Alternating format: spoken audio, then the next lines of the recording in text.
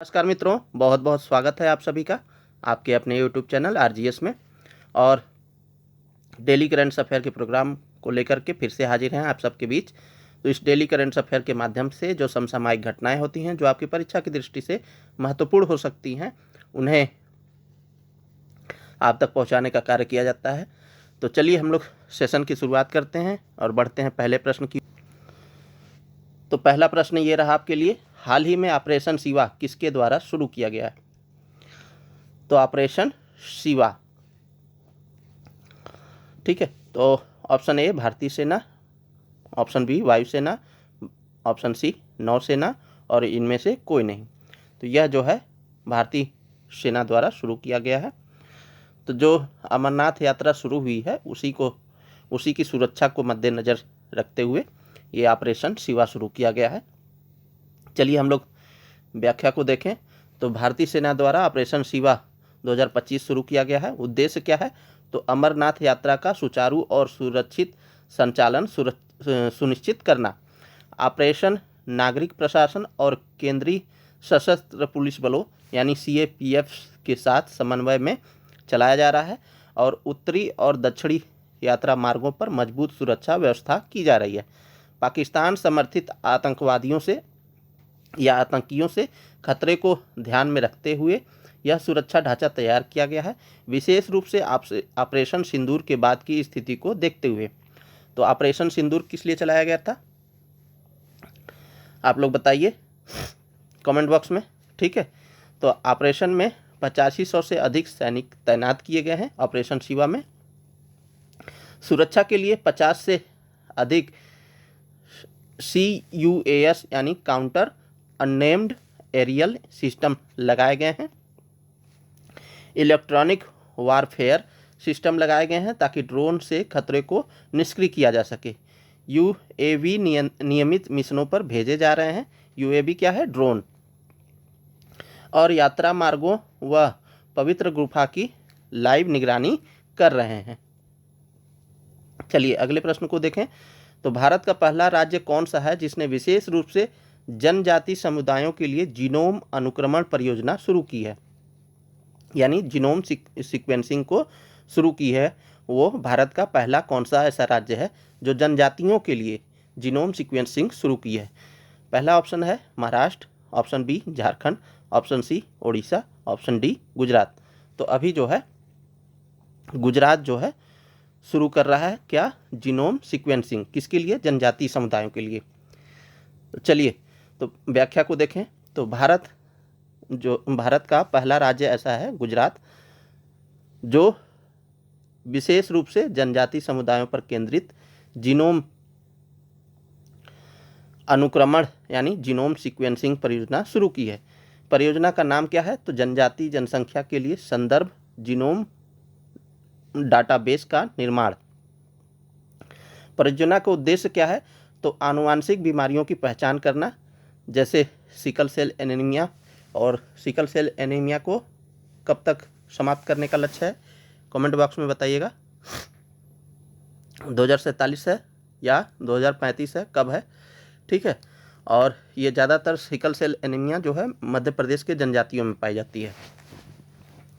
तो precision health care को बढ़ावा देना, प्राकृतिक प्रतिरक्षा यानी नेचुरल इम्यूनिटी से जुड़े जैविक संकेतकों की खोज करना।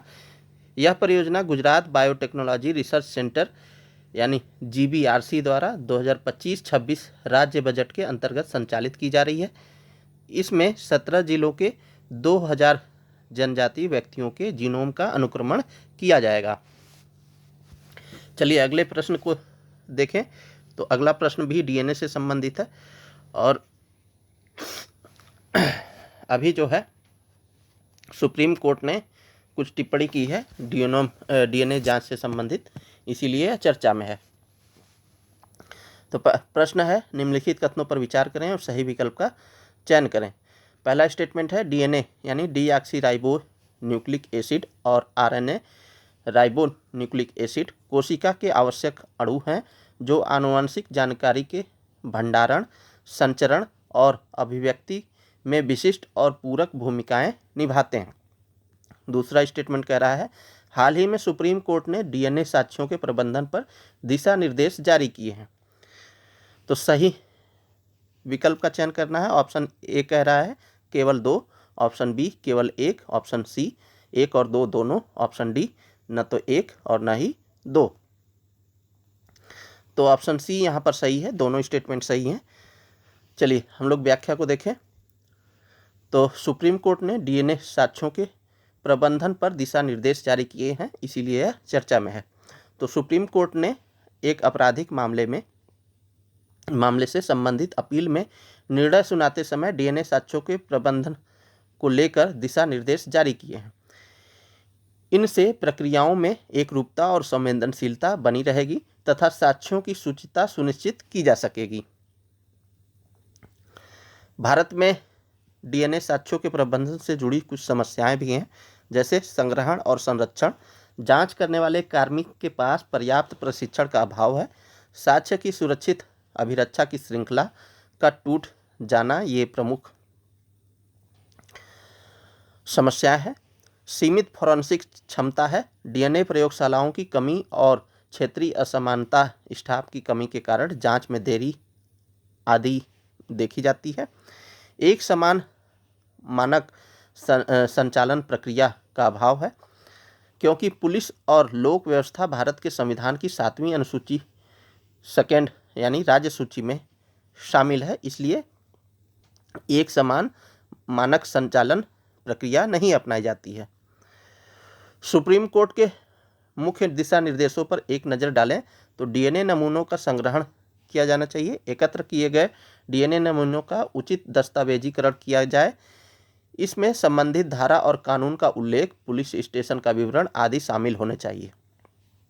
परिवहन से क्या को लेकर के क्या बोला है, तो जांच अधिकारी यह सुनिश्चित करेगा कि नमूने एकत्र किए जाने के समय से अधिकतम 48 घंटे के भीतर फॉरेंसिक प्रयोगशाला तक पहुंच जाए। एक मूवी आई थी, आर्टिकल 375 आईपीसी की है, ठीक है। तो नहीं, सेक्शन थी, आर्टिकल नहीं, सेक्शन 375। इस मूवी में अगर आप देखे होंगे तो पता चलता है कि किस तरीके से जो डीएनए सैंपलिंग है, खासतौर से सीमेन रहता है, तो उसे जो है 5 दिन बाद जो है फॉरेंसिक लैब में भेजा जाता है। तो यहाँ पर सुप्रीम कोर्ट ने निर्देश दिया है कि 48 घंटे के भीतर जो है फॉरेंसिक लैब में पहुँच जाना चाहिए। साक्ष्य अभिरक्षा श्रृंखला रजिस्टर बनाने की बात की गई है, यानी नमूने के संग्रहण से लेकर अंतिम परिणाम यानी आरोपी की सजा या बहाली होने तक या बटरी होने तक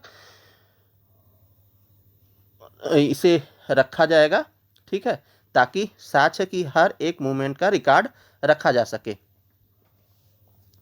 भारतीय न्यायालयों में डीएनए साक्ष्य की स्वीकार्यता की बात करें तो किन किन मामलों में डीएनए साक्ष्य को स्वीकारा गया है। तो पहला है कुन्ही रामन बनाम मनोज मामला 1991 का। पितृत्व विवाद से निपटारे के लिए पहली बार डीएनए तकनीक का उपयोग किया गया था। तो कुन्ही रामन बनाम मनोज मामला 1991 में, और यहीं पर जो है संपत्ति को लेकर के जो है ये मामला आया था और उसी में इसका पहली बार ये डीएनए परीक्षण किया गया था। दूसरा मामला है शारदा बनाम धर्मपाल मामला 2003 का। सुप्रीम कोर्ट ने दीवानी या वैवाहिक विवादों में डीएनए तकनीक के उपयोग को मंजूरी दी थी। न्यायालय ने कहा था कि यह न तो अनुच्छेद 21 यानी व्यक्तिगत स्वतंत्रता का अधिकार और न ही अनुच्छेद 20(3) या आत्म दोषारोपण के खिलाफ अधिकार का उल्लंघन है, यानी आर्टिकल 21 और आर्टिकल 20 का उल्लंघन नहीं है। तीसरा मामला आया था भारतीय नागरिक सुरक्षा संहिता 2023। तो इसकी धारा 51 के तहत यदि किसी को गिरफ्तार किया जाता है तो उसकी डॉक्टर से जांच कराई जा सकती है। इसमें डीएनए की जांच या कोई और भी टेस्ट शामिल हो सकता है जिसे डॉक्टर जरूरी समझे। आपराधिक प्रक्रिया पहचान अधिनियम 2022 की बात करें तो यह अधिनियम एनसीआरबी और अन्य सक्षम प्राधिकारी को दोषियों के जैविक नमूनों जैसे खून, डीएनए आदि सहित विविध मापों को एकत्र एवं संग्रहित करने का अधिकार देता है। चलिए अगले प्रश्न को देखें। तो प्रधानमंत्री धन धान्य कृषि योजना के संदर्भ में निम्नलिखित में से कौन से कथन सही हैं? पहला स्टेटमेंट कह रहा है योजना कृषि उत्पादकता, फसल विविधीकरण और जल संरक्षण को बढ़ावा देने के लिए शुरू की गई है। दूसरा स्टेटमेंट कह रहा है इस योजना के अंतर्गत चयनित जिले कृषि निर्यात में शीर्ष प्रदर्शन करने वाले जिलों से लिए जाएंगे। तो दिए गए कूट का सही उपयोग करके सही उत्तर चुनिए। तो ऑप्शन ए कह रहा है केवल 1, ऑप्शन बी कह रहा है केवल 2, ऑप्शन सी कह रहा है 1 और 2 दोनों, ऑप्शन डी कह रहा है न तो 1 और न ही 2। तो यह जो है प्रधानमंत्री धन धान्य कृषि योजना बजट 2025 का जब पेश किया जा रहा था 1 फरवरी को, उसमें इसकी घोषणा की गई थी वित्त मंत्री निर्मला सीतारमण जी द्वारा, और उसी के तहत इसे लाया गया है। तो इस योजना के तहत जो है कृषि उत्पादकता, फसल विविधीकरण और जल संरक्षण को बढ़ावा देने के लिए शुरू किया गया है। ये स्टेटमेंट तो सही है। इस योजना के अंतर्गत चयनित जिले कृषि निर्यात में शीर्ष प्रदर्शन करने वाले जिलों से लिए जाएंगे। तो ये स्टेटमेंट गलत है। तो ये कम उत्पादकता यानी प्रति हेक्टेयर पैदावार जिसकी कम रहेगी उन जिलों को चयनित किया जाएगा उसमें, ठीक है। मध्यम फसल तीव्रता यानी कि जिन जिलों में पूरे वर्ष में सिर्फ 1 फसल ले रहे हों या 2 फसल ले पाते हों, वहाँ पर यह लागू किया जाएगा। औसत से कम क्रेडिट किसानों को बैंक से पर्याप्त लोन नहीं मिल पा रहा है, उन जिलों को इसमें शामिल किया जाएगा। तो यहाँ पर कृषि निर्यात में शीर्ष प्रदर्शन का कोई मामला नहीं है, तो स्टेटमेंट गलत हो जाता है। राइट आंसर हमारा ए हो जाएगा, केवल 1। चलिए हम लोग व्याख्या को देखें। तो प्रधानमंत्री धन धान्य योजना अभी शुरू की गई है और घोषणा वित्त मंत्री निर्मला सीतारमण ने 1 फरवरी 2025 को बजट भाषण में की थी। लक्ष्य क्या है? तो भारत के 100 कृषि आधारित जिलों पर का तेज और समग्र विकास करना है जो अब तक पीछे रह गए हैं। तो 100 कृषि आधारित जिलों का चयन किया जाएगा इसके अंतर्गत, ठीक है। स्टेटमेंट में ये भी दे सकता है। क्यों जरूरी थी ये योजना? तो फसलों की उत्पादकता बहुत कम है, इसलिए इसे लाया गया है। फसल तीव्रता यानी क्रॉप इंटेंसिटी औसत से कम है, वहाँ पर यह योजना लाई जाएगी। यानी जो फसल चक्र होता है, फसल वर्ष होता है, उत्पादन वर्ष होता है, वो एक वर्ष में मान लीजिए कि सिर्फ रबी की फसल बोल रहे हैं, ठीक है। तो उस कंडीशन में क्या होगा? यहाँ पर उत्पादकता कम होगी, ठीक है, उत्पादन कम होगा। तो उस कंडीशन में इस जिलों का चयन करना है और इसीलिए ज़रूरी हो जाता है। यहाँ पर इंटेंसिटी बढ़ाना है, तीव्रता बढ़ानी है। कृषि ऋण यानी क्रेडिट की सुविधा ठीक से नहीं पहुँच पाई है, उसके लिए यह योजना लाई गई है। किन जिलों को शामिल किया जाएगा? तो कम उत्पादकता यानी प्रति हेक्टेयर पैदावार जिस जिलों की कम है उन जिलों को शामिल किया जाएगा। मध्यम फसल तीव्रता, एक ही खेत में साल में सिर्फ 1 या 2 फसलें होती हैं, उन जिलों को शामिल किया जाएगा। औसत से कम क्रेडिट किसानों को बैंक से पर्याप्त लोन नहीं मिल पा रहा है, उन जिलों को शामिल किया जाएगा। तो ये 3 मुख्य आधार हैं जिनके आधार पर जिलों का चयन किया जाएगा। योजना की लागत और अवधि क्या रहेगी? तो योजना की लागत की बात करें तो यह जो है 6 साल के लिए लाया गया है, 2025-26 से 2030-31 तक।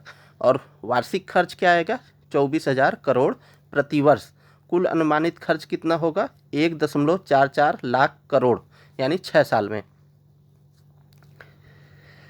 योजना कैसे लागू होगी उसकी बात कर लें तो district agriculture and allied activities plan यानी जिला कृषि और सहायक गतिविधि योजना के माध्यम से इसे तैयार करेगी और डिस्ट्रिक्ट धन समिति बनेगी, जिसके अध्यक्ष कौन रहेंगे, तो जिला मजिस्ट्रेट यानी कलेक्टर जो है इसके अध्यक्ष रहेंगे।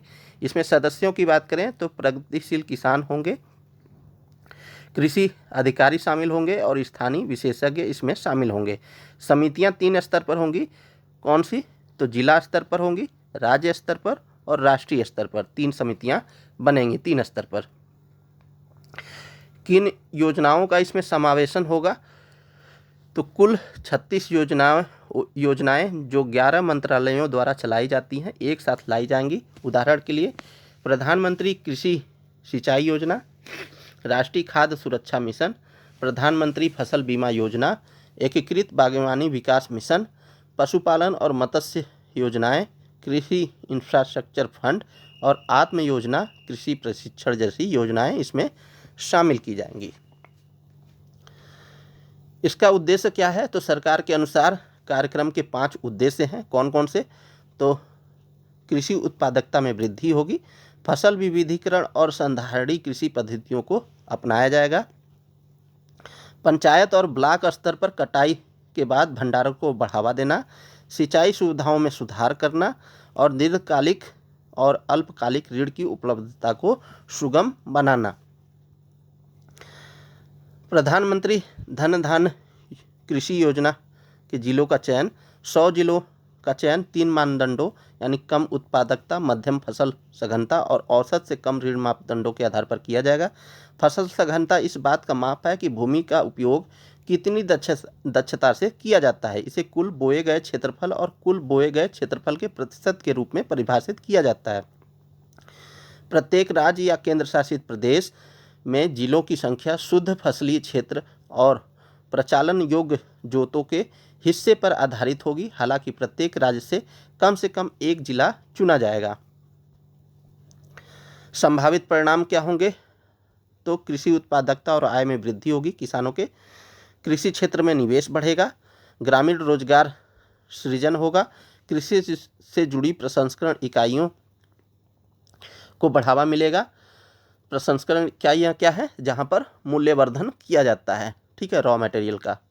आत्मनिर्भर भारत के लक्ष्य में बड़ी मदद मिलेगी। तो ये कुछ संभावित परिणाम हो सकते हैं। चलिए अगले प्रश्न की ओर बढ़ें। तो हाल ही में आईआईटी कानपुर की टीम ने प्राचीन बौद्ध स्तूपों के संकेत किस जिले में खोजे हैं, तो करनाल, पानीपत, यमुनानगर और अंबाला। तो अभी जो है आईआईटी कानपुर ने जो है हरियाणा के यमुनानगर में प्राचीन बौद्ध स्तूपों के संकेत खोजे हैं, उन्हें मिला है। चलिए हम लोग व्याख्या को देखें। तो भारतीय प्रौद्योगिकी संस्थान यानी आईआईटी कानपुर की एक टीम ने हरियाणा के यमुनानगर जिले में मिट्टी के नीचे दबे प्राचीन बौद्ध स्तूपों और संरचनात्मक अवशेषों के संकेत खोजे हैं।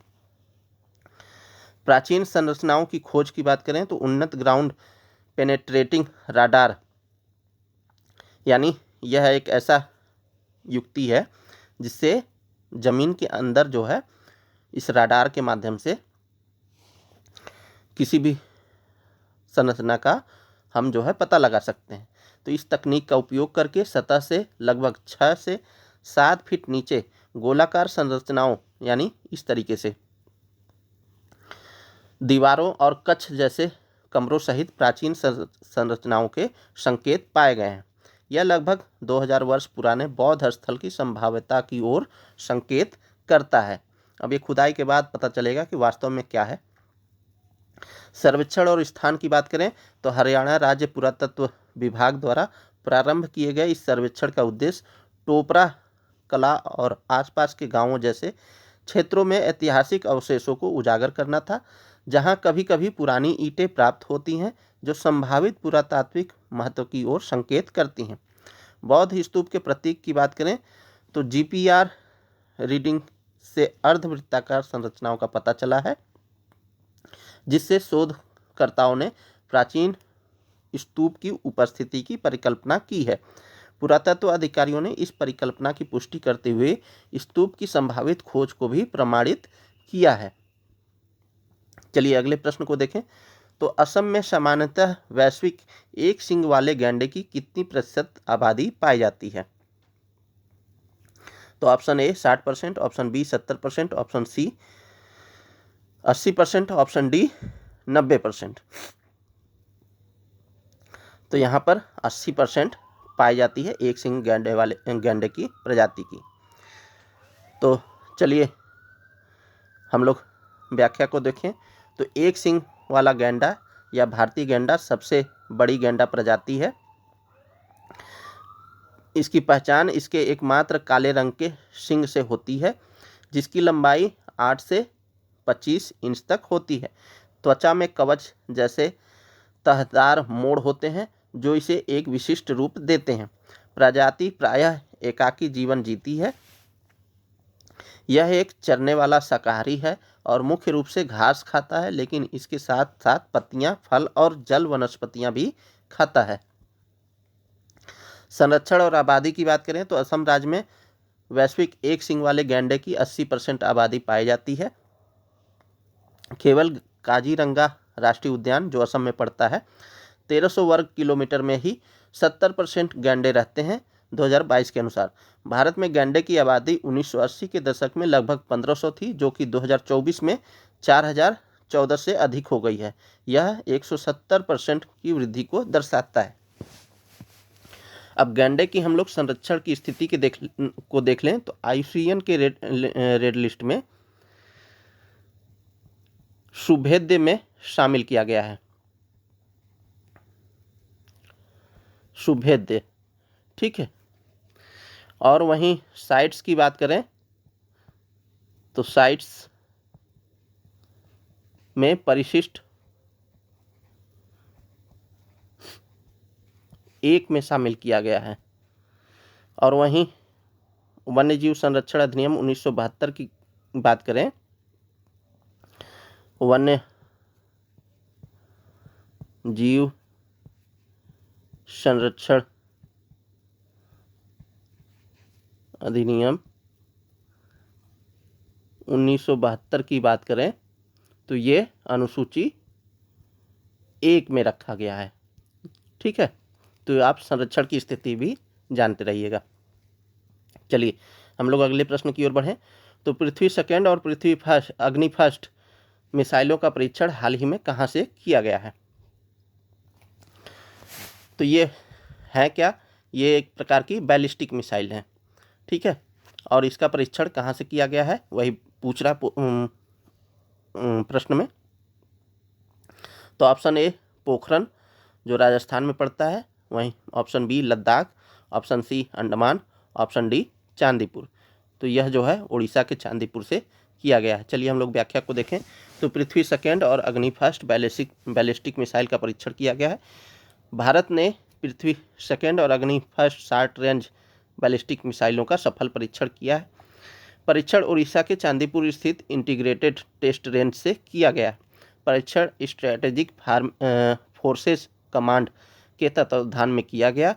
दोनों मिसाइलों ने सभी संचालनात्मक और तकनीकी मानकों को सफलतापूर्वक प्रमाणित किया है। ये मिसाइलें भारत की सामरिक क्षमता को सुदृढ़ करती हैं। यह परीक्षण 24 घंटे में दूसरी बड़ी सफलता है।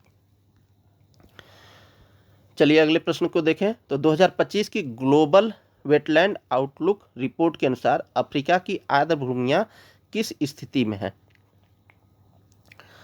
तो अभी जो है ग्लोबल वेटलैंड आउटलुक रिपोर्ट जारी की गई है और उसमें अफ्रीका की जो आर्द्र भूमियां हैं वो कुछ दयनीय स्थिति में पाई गई हैं।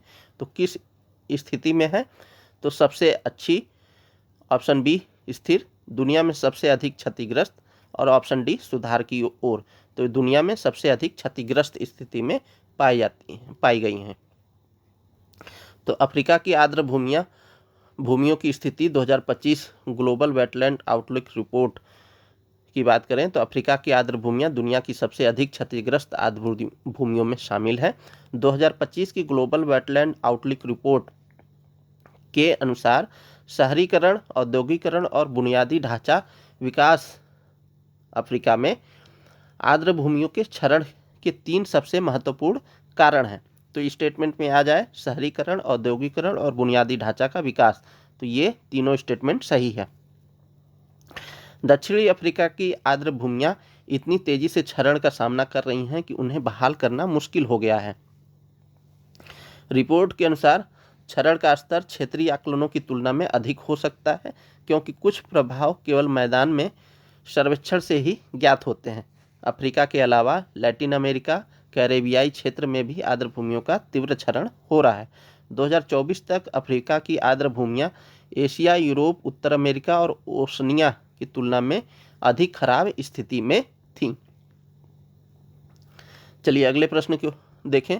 तो अमेरिका ने द रेजिस्टेंस फ्रंट को किस रूप में नामित किया है?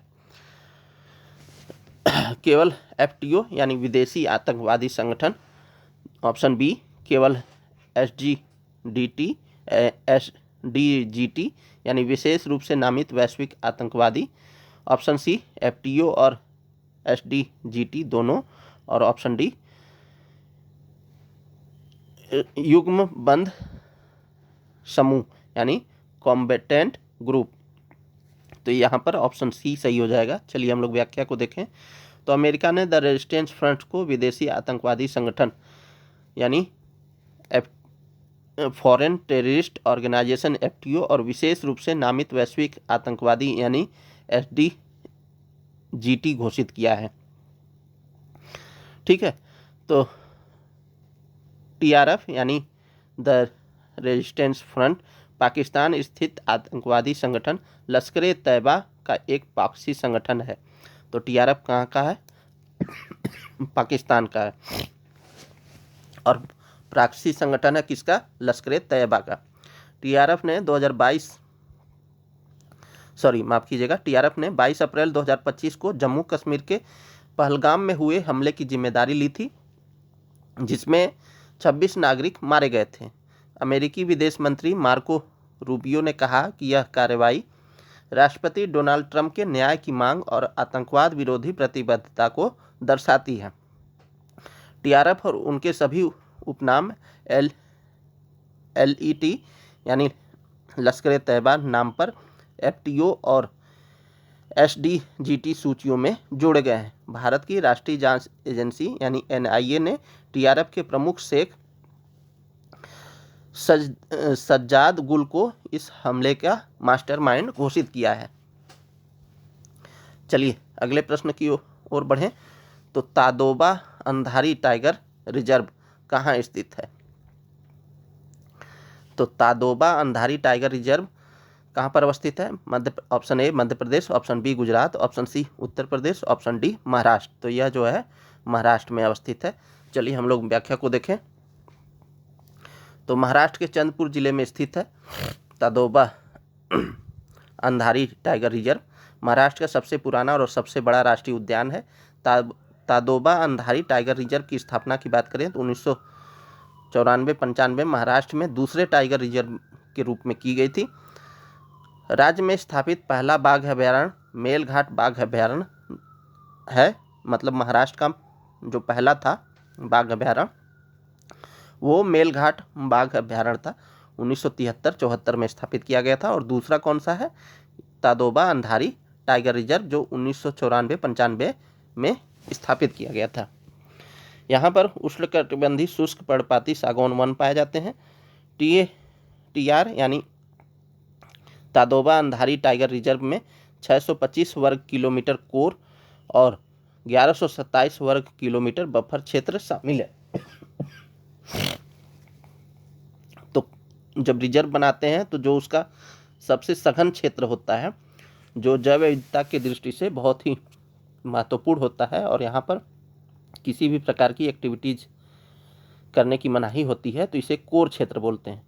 उसके बाहर का क्षेत्र जो है बफर क्षेत्र कहलाता है। तो कोर क्षेत्र 625 वर्ग किलोमीटर है और जो बफर क्षेत्र है 1127 वर्ग किलोमीटर है। ताडोबा वन्यजीव अभयारण्य को वर्ष 1955 में राष्ट्रीय उद्यान घोषित किया गया था और अंधारी वन्यजीव अभयारण्य को वर्ष 1986 में राष्ट्रीय उद्यान घोषित किया गया था। वनस्पतियों की बात करें तो यहाँ पर यह उष्णकटिबंधीय शुष्क पर्णपाती वन पाए जाते हैं। इनमें मुख्य रूप से सागौन, ऐन, बीजा, धौड़ा, हल्दू, सलाई, शेमल और तेंदू आदि शामिल हैं। प्रमुख जीव जंतु की बात करें तो भारतीय तेंदुए, स्लाथ बियर, गौर, नीलगाय, ढोल, धारीदार हाइना, भारतीय लघु कीच, हाइना क्या होता है? भेड़िया, ठीक है, भारतीय लघु कीच, जंगली बिल्ली, सांभर, चित्तीदार हिरण आदि यहाँ पर पाए जाते हैं। तो ये था दोस्तों आज के लिए डेली करंट अफेयर का प्रोग्राम। उम्मीद करते हैं आप लोग इससे अपने जानकारी को और भी बढ़ा रहे होंगे और अपनी तैयारी को गति दे रहे होंगे। मिलते हैं किसी नेक्स्ट वीडियो में, तब तक के लिए बहुत बहुत धन्यवाद, बहुत बहुत शुक्रिया। जय हिंद दोस्तों।